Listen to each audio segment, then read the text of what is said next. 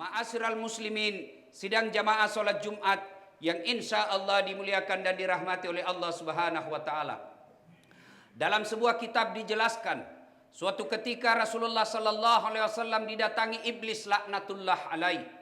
Iblis ini menampakkan diri di hadapan Nabi lalu berkata kepada Nabi, "Ya Muhammad, kali ini saya datang kepadamu mau bekerja sama." Kata Nabi, "Baguslah kalau begitu. Apa maumu iblis?" Kata iblis ini, "Ya Muhammad, saya ingin menyampaikan siapa saja di antara umatmu yang menjadi teman saya."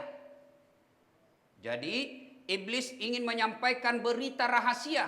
"Muhammad, saya mau jelaskan kepada kamu siapa urutan-urutan yang menjadi sahabat saya dari umatmu." Kata Nabi, "Bagus ini informasi.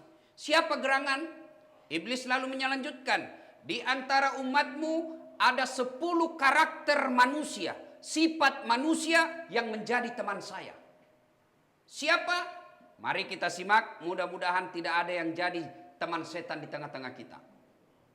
Yang pertama kata setan, temanku yang utama dan pertama. Bayangkan, yang utama dan pertama teman saya, al-mutakhawilu bis shalah, yang menganggap enteng solat. Siapa mereka? Maaf kata, termasuk di antara mereka yang selalu terlambat sholat Jumat.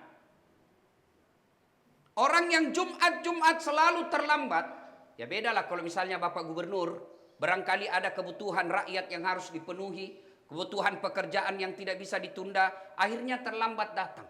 Kalau Anda pengangguran, tidak ada kegiatan lain, sudah tahu ini hari Jumat, dianjurkan datang lebih awal, lalu terlambat dan merasa tidak berdosa, bahkan merasa tidak malu, ketahuilah Anda masuk dari teman setan. Dan biasanya yang selalu terlambat datang itu, Pak, lihat-lihat wajahnya. Paling terlambat datang dan juga nanti paling cepat pulang. Khatib berkhutbah, dia berwhatsapp. Mau masuk surga, nenekmu punya surga. Ini yang kita lihat banyak, Pak. Paling terlambat datang, paling cepat pulang. Dan pekan-pekan seperti itu. Inilah yang Nabi katakan, orang-orang seperti itu adalah menganggap enteng sholat. Duitnya hilang, 1 bulan kepikir duitnya hilang 5 juta. Begitu temu temannya yang pengusaha, "Ngapain kau rebot sekali? Hilang duitku bro." "Berapa?" 5 juta. "Sudahlah, enggak usah kau pusing. Saya gantikan kau ini 5 juta.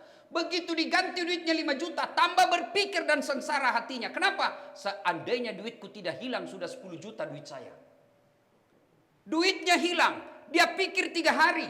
Diganti malah makin berpikir. Sementara sholatnya dia tinggalkan tiap hari. Merasa tidak pernah dosa. Ada orang karakternya begitu, Pak. Dia takut berzina. Dia takut curi sendal ketika dia pergi Jumatan. Dia takut ngerampok, tapi ketika tidak sholat merasa tidak ada dosa sama sekali. Itulah temannya setan, Pak. Penting ini sholat. Kenapa?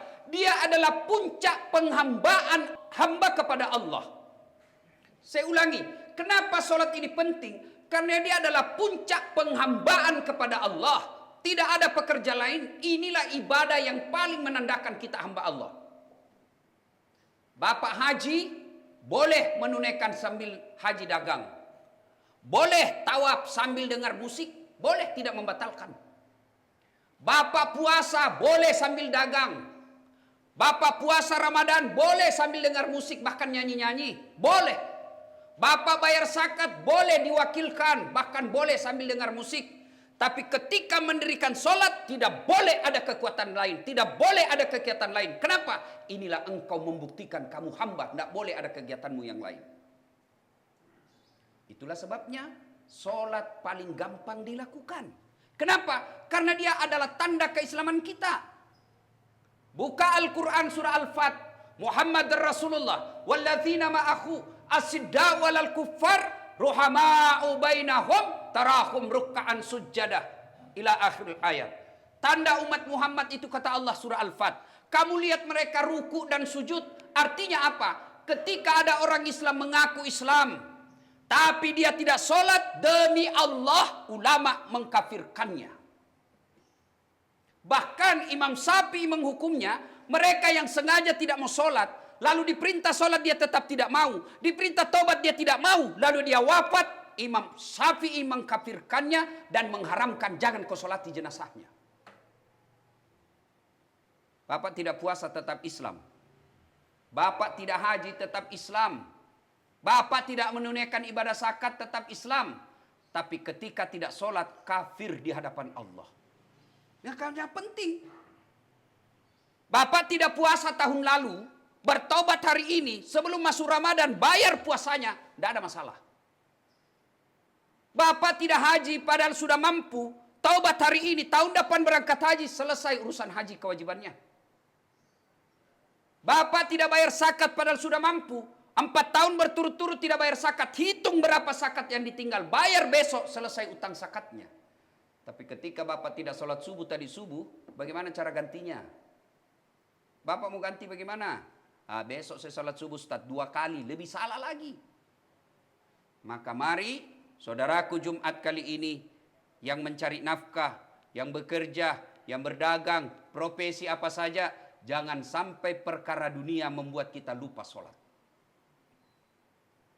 Orang yang kerja cari nafkah, mengabdi sama pimpinannya, cari muka sama atasannya, tidak sholat duhur, tidak sholat asar, lewat maghrib, lepas isya. Inilah yang selalu saya ibaratkan setengah mati cari uang. Begitu dia lapar, dia beli nasi bungkus. Sayangnya setelah ada nasi bungkusnya, nasinya dia buang, bungkusnya dia makan. Itulah orang yang mengejar dunia, melupakan sholat. Yang kedua teman setan. Kata iblis kepada Rasulullah Muhammad SAW. Yang kedua Muhammad, temanku adalah ganiyun mutakabbir. Orang kaya yang sombong. Kaya apa saja dia sombong, temannya setan. Kaya harta, hartawan sombong, temannya setan. Mana ciri-ciri orang kaya yang sombong? Bakil, pelit, medit. Enggak enak juga ini saya harus katakan Pak. Saya tadi keliling-keliling di sini, besar-besar rumah Pak. Hampir setiap rumah ada mobilnya. Begitu diumumkan, isi celengan 2 juta. Ini bapak-bapak yang kaya nih, yang mewah-mewah rumahnya di samping nih, dekat-dekat masjid, sampean akan ditanya soal tanggung jawab mic yang jelek ini. Speaker yang jelek ini nanti orang kaya, sini kau. Saya kasih kau harta, saya kasih kau kesehatan, saya kasih kau jabatan. Kenapa itu speaker di masjid dekat rumahmu tidak bagus? Jangan ketawa Pak, ini serius. Ini rumah yang mewah, mobil yang megah, bapak mati demi Allah anak yang punya. Iya kalau anak kita baik, kalau anak kita narkoba. Lalu mana harta yang kita miliki? Yang kita setengah mati kita tunggu. Kita tabung dari sejak kita bekerja sampai sekarang. Apakah rumah deposito? Demi Allah bukan itu yang kita punya. Mana yang kita punya? Yang telah kita jalankan, yang telah kita sedekahkan di jalan agama Allah, yang kita kenal dengan istilah amal jariah. Dan demi Allah, tidak ada orang bangkrut gara-gara rajin sedekah. Orang kaya yang sombong adalah orang yang pelit. Siapa lagi kaya? Kaya jabatan, pejabat sombong, temannya setan. Anggota DPR mau sombong, temannya setan. Apa yang kau mau sombongkan dengan anggota DPR? 5 tahun saja. Terpilih lagi, alhamdulillah. Tidak terpilih, jadi rakyat biasa. Jadi wali kota, bupati mau sombong. Jangan sombong. 2 periode saja. Selesai 2 periode gubernur atau wali kota, bupati. Kau mau pakai, masih mau pakai lambang Garudamu, dibilangi ke orang gila. Kapolres mau sombong, Kapolda mau sombong. Demi Allah.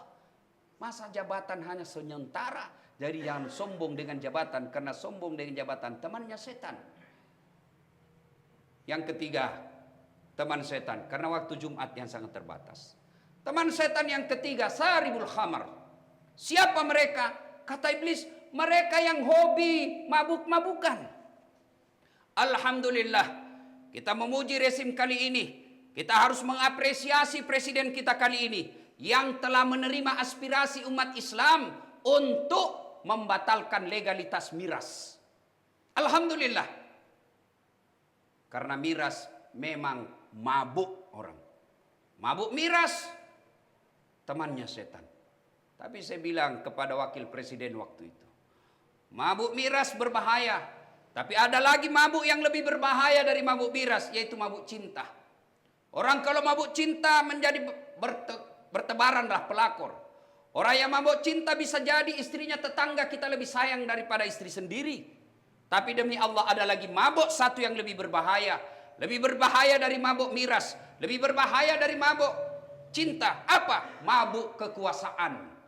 Kalau orang sudah mabuk kekuasaan, Pak, dia akan menghalalkan segala cara untuk mengambil kekuasaan itu. Dan setelah ada kekuasaan itu, dia anggap kekuasaan itu sarana untuk memperkaya diri sendiri. Dia anggap kekuasaan itu untuk merampok negara. Itulah yang disebut mabuk kekuasaan. Dan itulah temannya setan.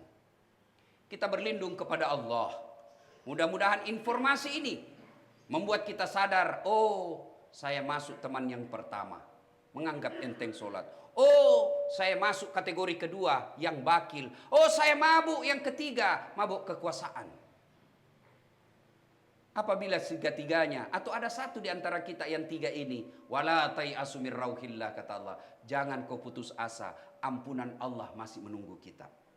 Dengan cara apa? Bertobat kepada Allah.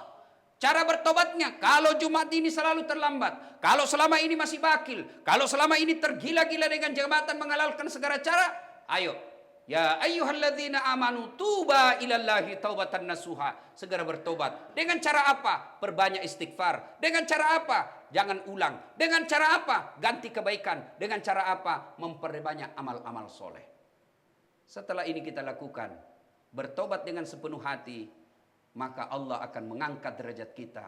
Maqamam mahmuda. Saya angkat derajatmu. Bahkan Allah memberi gelar, innallaha yuhibbut tawwabina. Saya cinta kepada hambaku yang bertobat. Sidang Jumat yang saya muliakan, semoga Jumat kali ini menjadi berkah buat kita, menjadi introspeksi diri kita masing-masing, sehingga kita menjadikan sarana Jumat ini untuk memperbaiki diri.